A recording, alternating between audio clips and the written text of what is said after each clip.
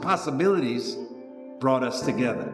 Reimagining what philanthropy could really be leveraged to do that was different than what it traditionally had been doing. I remember coming in and meeting the trustees for the first time, and it's all on Zoom. Everybody's in a different space. Sometimes there were great ideas, but we couldn't really figure out how to move it in between meetings. COVID sort of dwindled, and we were able to come back together in person. We started with dinners. We can't move in coalition if we don't have community. We need community first. Bringing people together over food, because that's what we like to do, and music and a good time. And then we hosted our first retreat.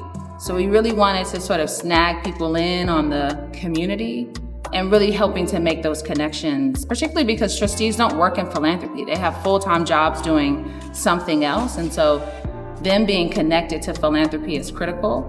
Those dinners really provided an opportunity for us to think about community in an intentional way. And then these retreats provide an opportunity for us to still plug into community, but be really intentional about the learning. This is how we build the agenda. This is how we figure out our roadmap for how we build a better Black California. And then when we go home and go back on our virtual meetings, now it's the implementation, but at least we got really clear here on our North Star.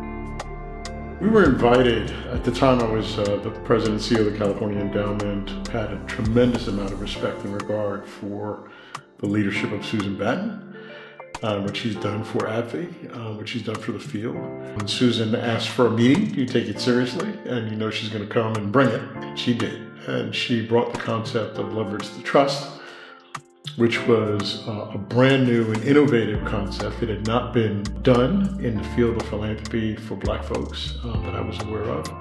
And she was talking about organizing, providing an opportunity to organize trustees, particularly Black trustees in philanthropy, to move a philanthropic agenda that would benefit our community. When I heard that, I said, wow, this is way overdue. We need to do this. And I'm so glad that Susan and AbbVie brought that leadership idea forward. Susan wanted to have AbbVie host infrastructure for Black trustees in philanthropy. So by the time those other incidents happened, like George Floyd, we had already had the leverage the trust infrastructure of a group of trustees that could connect and strategize and share pain and share stories and share aspirations about how we could be working together or working within our own foundations. Leverage the trust.